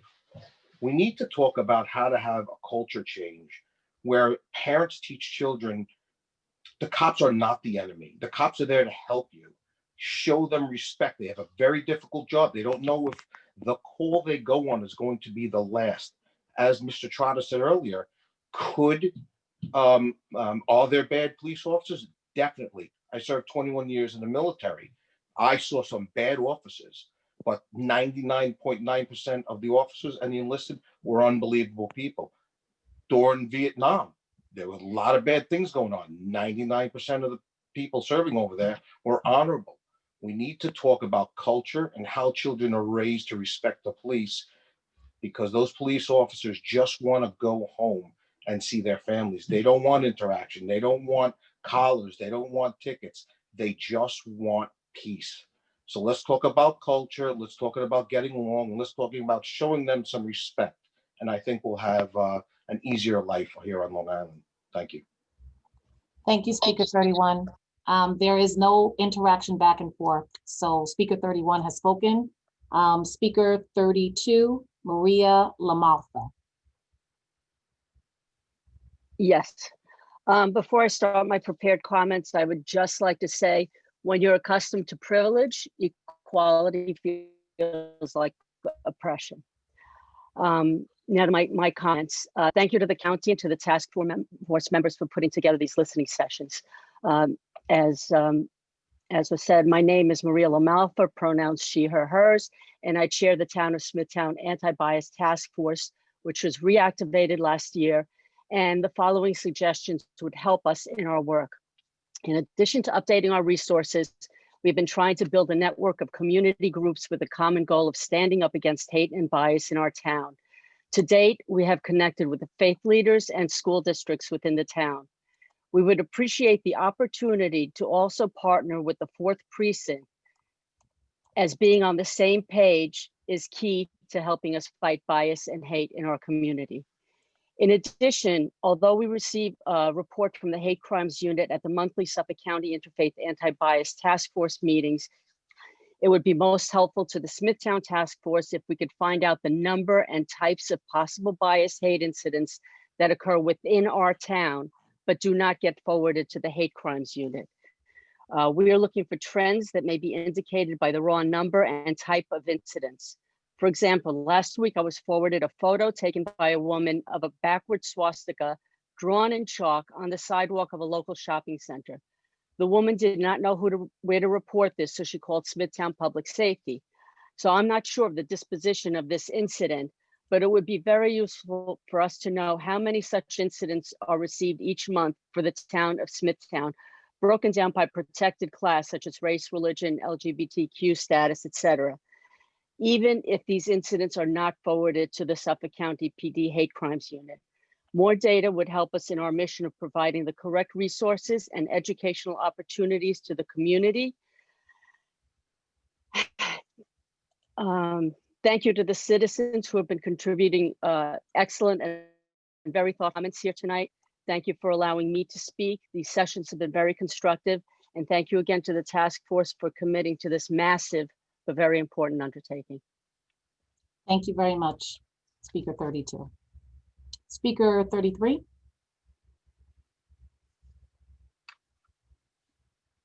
Speaker 33, last name Agianello. Speaker 34.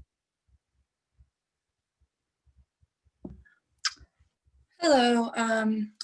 So I guess this could kind of address a little bit of what Speaker 31 said. The John F. Finn Institute for Public Safety Analysis would probably tell a little bit of a different story.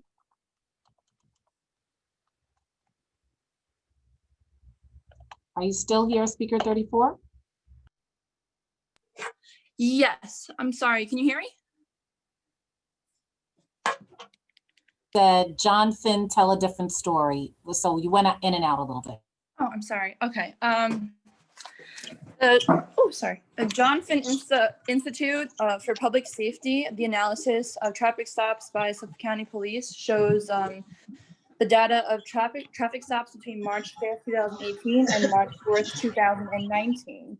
I'm going to focus on the town of Smithtown, which is the most segregated town in Suffolk County, with 87.1% of residents that are white and a mere 1.3% of the population are Black and 5.9% Hispanic. The fourth precinct pulled over white people 61.09% of the time, Black people disproportionately at 11.2% of the time, and Hispanics 20.01% of the time. And when I did the math, this showed that 742 Black people were pulled over by police, which is 49% of the total Black population in the town of Smithtown, which is ridiculous. And 4,046 people who are white were pulled over, which is less than 4% of the white population in Smithtown. And 1,325 Hispanic people were pulled over, which was about 19% of the population in Smithtown. So I would say it's very disproportionate in the way that policing is done in Long Island, specifically in this district over here of Smithtown.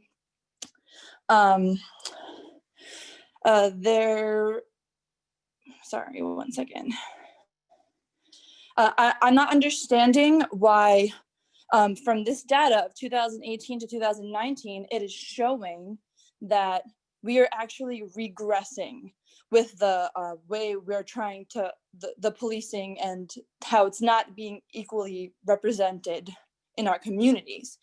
It showed that as of right now, for the last few years, this has been the worst disparity of policing that we've had thus far since President Trump has been here in office.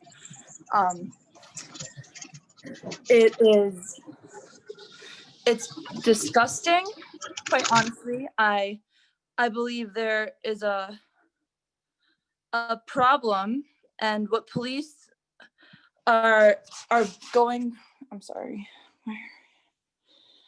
My question really is why are we regressing in our racial bias awareness and implementation and policing fairly and equally? Do you guys believe that this is a problem? And what policy is going to be put forth to close the gap and finally treat Black and Hispanic people the same way white people are treated here in Suffolk County by police? So yes, number 31, I can see you don't understand because you are a white person in Suffolk County, but this is the reality. Thank you. Thank you, Speaker 34. Speaker 35.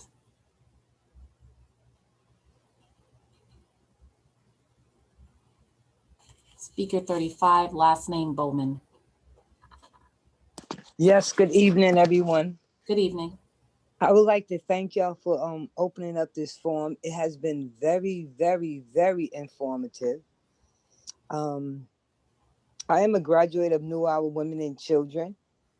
I am a mother, a sister, a grandmother, an aunt, a great-grandmother, and I also reside in Suffolk County. You know, I want to speak to the issue of de-escalation. You know, we're in the time and era right now where everybody's in pain. It's like the whole world is in pain. We don't know from one day to the next what's going on. So we would hope that the people who are protecting us, protect and serve, understand that people are in pain. So that means you would have to address situations much differently. You know,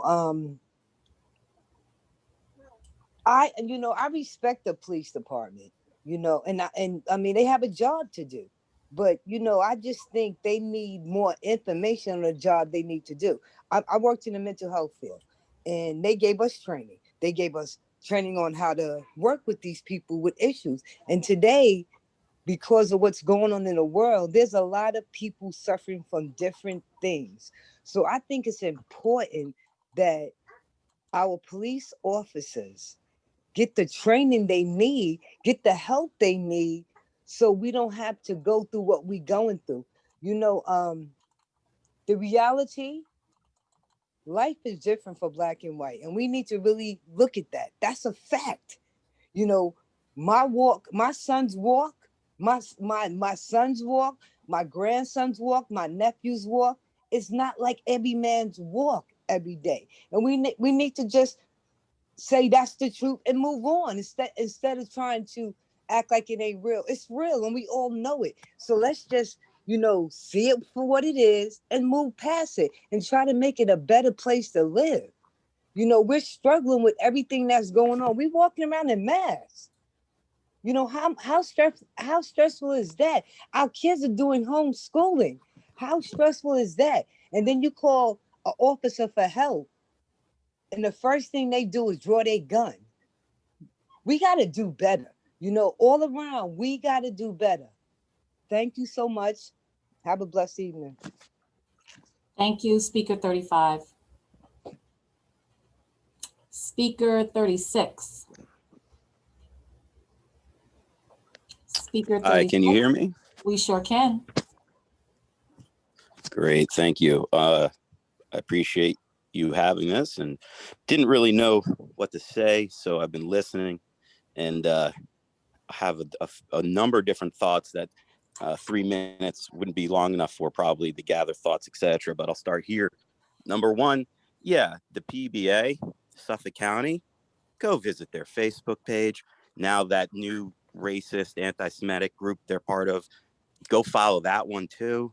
Go look at how they talk about the bail reform bill, totally mischaracterize it. And given that the PBA is funded with public money, they shouldn't be consciously mischaracterizing a law. So I'd urge the committee here to go and pour through all the comments of the Suffolk County PBA. There's your exhibit A through Z as to one area that needs to be cleaned up. Yeah, the Caucasian people that think, hey, if you just, do what the cops say, and if you didn't break the law, you're good. That's been your experience. Go ahead and try that out with your skin a different color.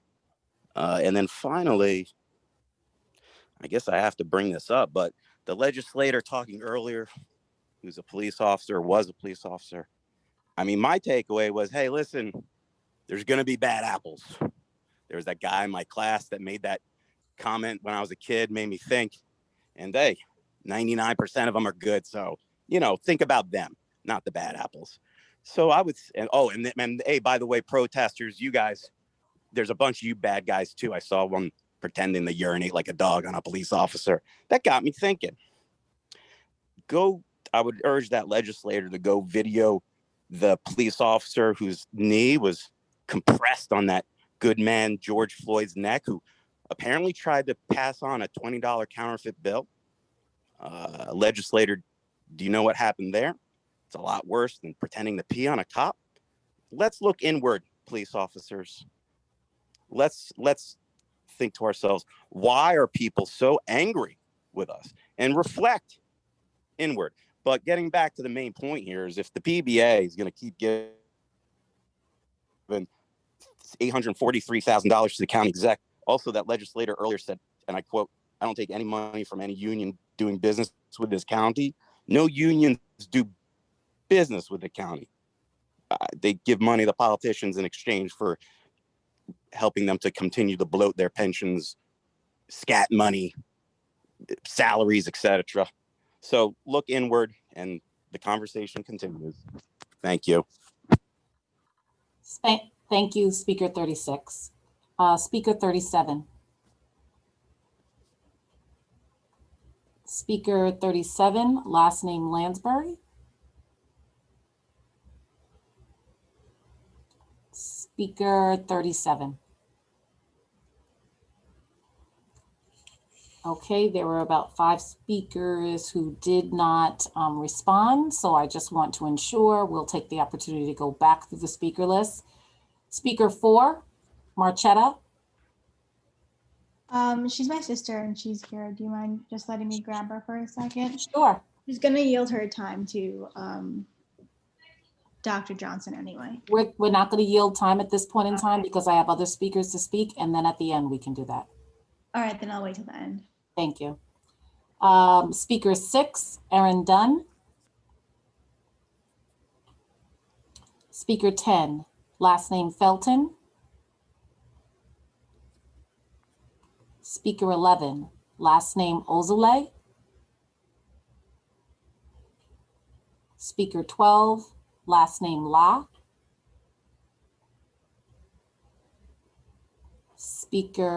That was Speaker 14, sorry.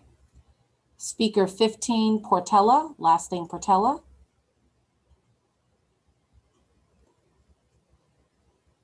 And then Speaker 37, last name Lansbury. Okay, I'll go back to Speaker 4, Marchetta.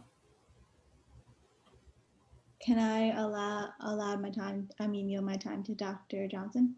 Yep, Dr. Johnson has 3 minutes. Dr. Johnson, your time has been yielded from Marchetta to you.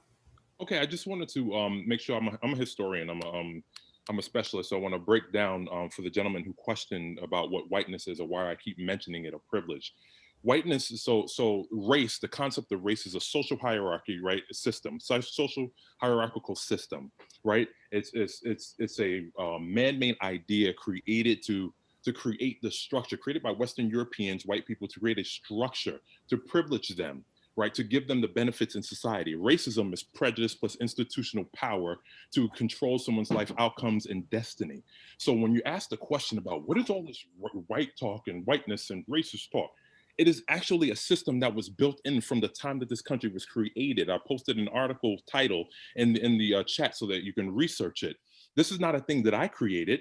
You cannot say that we have had centuries of rape, torture, murder, theft, and enslavement, and then followed up by Jim Crow, and then followed up by redlining, and then followed up by inequitable schools and equitable everything, and say that there's no such thing as race. All you got to do is respect the cops. Black people know to respect the cops because Black people we get the talk. From the time that we're children to the time that we're grown, we understand that any wrong move can mean our life, for a traffic stop, for a speeding ticket.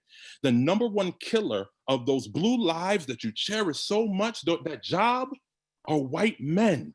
So disproportionately, if you're logically deducing that the cops respond to people who don't follow rules or they don't listen to commands, then they will be killing a whole hell of a lot of white people. We have to get out of this fantasy land that we live in, that somehow we live in an equal, equitable space. You cannot consider people niggers, animals, beasts, devils for centuries, and then somehow say because they have voting rights acts or because they have acts in Congress that were passed that somehow everything's okay. You cannot legislate the people's hearts, and we have a lot of monsters walking around in society, and these monsters are in controls of institutions.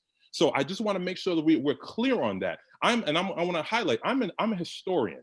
I'm not coming out of my behind with this information. If you'd like to contact me, you could contact me at Dr. Aaron D.D. Johnson at Gmail, or Dr. Aaron D. Johnson at Gmail, or Aaron D.D. Johnson at Gmail, and I can give you a host of resources. I've read 3,000 articles from my dissertation. I can break down whiteness, privilege, entitlement, anything you need concerning what really impacts Black people here. But it's that mindset that has to shift. Sir, I'm not being disrespectful, but when I spoke in the very beginning of this session, I said that we have a disconnect between knowledge and people's feelings about how you feel about things. It doesn't matter about how you feel, it's about what is. And we have to get to the facts of what is and deal with them. Don't take personal the analysis of the issue that exists. Let's take personal how we're going to fix it, because it is what it is. And that's all I want to say. So do I have a chance to respond to you? No, you do not. Sorry. Speaker 28, That's pleasant. someone yielded their time to Speaker 28. So therefore, there isn't an opportunity to be able to respond, but he gave an email. So if you wanted to communicate with Dr. Johnson via email, please feel free to do so. And you will have that opportunity to engage in more dialogue. Thank you very much for Speaker 28, and thank you for all of the speakers that have joined this session this evening. Before I give my closing remarks, I will turn it over now to our Police Commissioner, Geraldine Hart. Thank you, Vanessa, and thank you, everybody. I'm gonna put something out there. I mean, this is my fourth listening session that I've been with you all, and many of you have been with us. This is your third time with us. I wonder, I mean, we should probably think about the purpose of this listening session is to hear from our community members, to hear their interactions with the police department. I'm wondering if perhaps there's a better forum for, groups like DSA, who has been very prevalent on this call, groups like Long Island United, more of a stakeholder meeting where we can have a dialogue, because I think that there's a lot of misconceptions out there. I rarely agree with Legislator Trotta on many items, but I have to say he really hit it square on. It is very troubling to hear, and I'm not disagreeing with you. I'm just telling you from my experience as leading this police department and coming in from the outside. I'm not a sworn member of this department. I came in from the FBI after 22 years of service, and I have seen officers who have done a tremendous job for their communities. And to hear the disparaging remarks about them has been very, very troubling. I'm not, again, disputing your right to say it. I'm not disputing where you're coming from and your experience that you've had, but I really do want to get down to more of a dialogue on that, because, some of that is, and particularly in the chat, it's a little bit disturbing to hear, the white supremacists talk and the, again, hearing statistically insignificant numbers of officers have been killed in traffic stops is very offensive. And again, I have to ask that we, back up on that language. Mark Collins was shot in a traffic stop. Officer Tuttle was shot in the face in 1986 during a traffic stop. Those are Suffolk County police officers. They have families, and they are not statistically insignificant. So I do want to continue this dialogue. I think we have a lot to discuss. It's obvious that that there's a lot of pain and a lot of really deep-seated feelings, and I respect that. But I ask that you respect the idea that there are officers out there that have committed their lives to this job and have done a remarkable job keeping us all safe. And I know that's not a popular thing to say on this call, but I'm not going to let this opportunity pass without saying that. I can tell you firsthand, it has been a privilege to lead this department. We have work to do, certainly, and we are committed to that work. And I can tell you that this task force has been working very hard on this issue, and we will continue to do so. We have made significant reforms in this department, and we will continue to do so. But we need to talk, and we need to talk together and listen to each other more. So I just want to say that, and I want to thank you all for your time, as always. Thank you. Thank you. Deputy Police Commissioner Risco Minchin-Lewis. I know that she was doing two calls at the same time. I will come back to her. No, I'm here. Oh, I was okay. trying to get I couldn't find the mute on the bottom of my phone. No problem. It's hard with when we're sometimes so far apart in our perspectives. It's important to listen to both, even when it's hard. And I hope that the task force can balance the stuff like any, not like a jury, but listen, and you'll do your research on your own, and we'll be doing research, to come up to what we believe is viable, reasonable, and best for the county. And thank you. Thank you all for coming on. Thank you. Thank you. So as we conclude, a couple of things just wanting to address. Thank you, Police Commissioner, for offering an opportunity to have a specific meeting. I believe DSA said they would definitely take you up on that meeting as part of the chat. So I have a communication and email from DSA for that conversation. Also, LI United reached out on Friday. I reached back out to them and said I would contact them on Wednesday for us, our task force members, to be able to have a meeting with LI United as well. Many people have been on the call, great suggestions, and an opportunity to be able to have a dialogue with LI United and the members of LI United would be very helpful. So they have reached out, and I will be reaching out on Wednesday. I did tell them that I would get back to them this week in reference to setting up a meeting. I do encourage everyone on here to please visit the task force website. People indicated, or there were questions in reference to previous listening sessions. They are located on the website. So if you go to the previous, you go to the public hearings and you'll see the public listening sessions, you'll see public listening session 1. If you click that button, you'll be able to see the YouTube that's associated with that particular public listening session. So the first 3 are already on the website, so you'll have an opportunity to review those listening sessions. Also, all the presentations that are given to the task force in reference to what the executive administration may be providing, as well as the police department, those presentations are on our task force website. So I would ask that people go to the task force website and review those presentations that have been given to task force members. That is based on, and the reason why those subject areas were highlighted, because our task force members, we asked our task force members, highlight the areas of policing that you would like to cover and you want further information for from. So that's how those meetings are, that's how the presentations were designed, and that's the opportunities and the subject matter that we covered. You know, we talked about recruitment and diversity and said that diversity is extremely important at the department. And I know that the police department on the last 2019 test really looked at and analyzed data associated where candidates were coming out of the process, particularly candidates of color were coming out of the process, and really focused efforts to address those particular areas where people were coming out of the process. So there was extreme outreach to ensure that we were getting a diverse class. And I believe that the 2019 test indicated the 2019 applicants were the most diverse candidates that we had received thus far over the past years since the test has been given. So diversity is important, and that is something, and also even in the applicant pool for those who have received 95 or better, that we would pull from for onboarding to the police department, that is a considerable diverse pool as well. So keep that in mind as it pertains to recruiting and diversity. That was mentioned by a particular person. Advertising of the public sessions. Many of you are on this call, each and every one of you, I asked to serve as a liaison. Share this information with others. We share it with our 70 stakeholder organizations. We send them an email every week with the same flyer, but making sure that they put that out there. There are individuals and people that do put it out there. We use particular social media platforms to be able to advertise it, but we need you. You have to be participatory in this process, and you are, and encourage others to participate as well.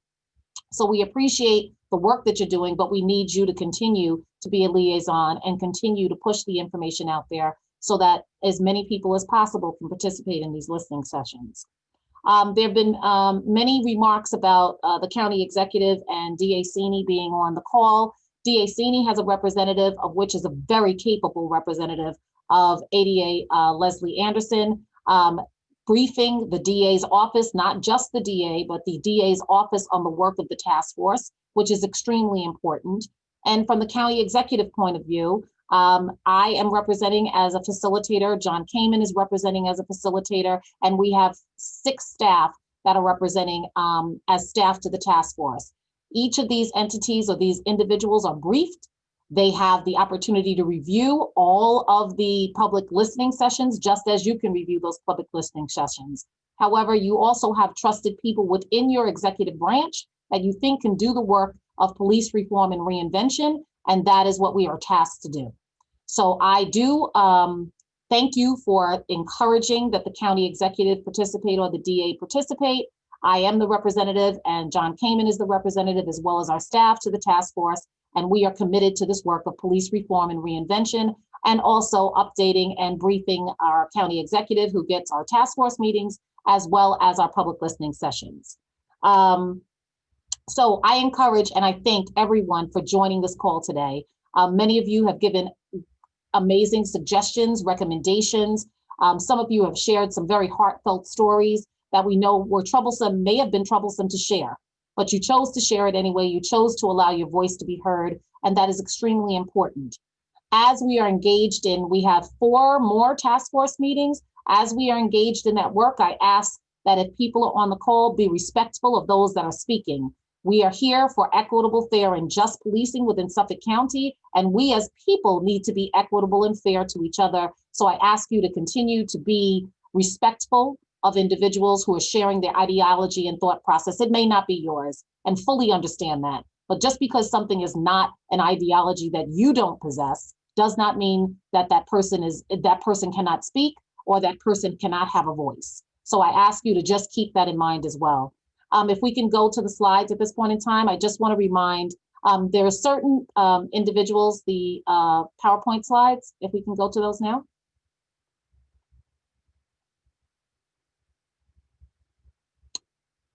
Christian or Bridget? Just 1 moment. Thank you.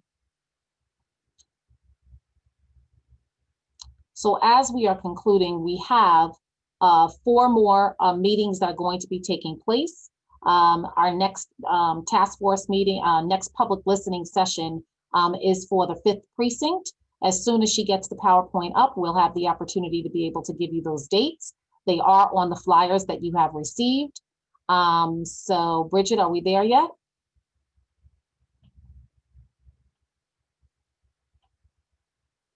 Thank you. If you can go to the, hold on.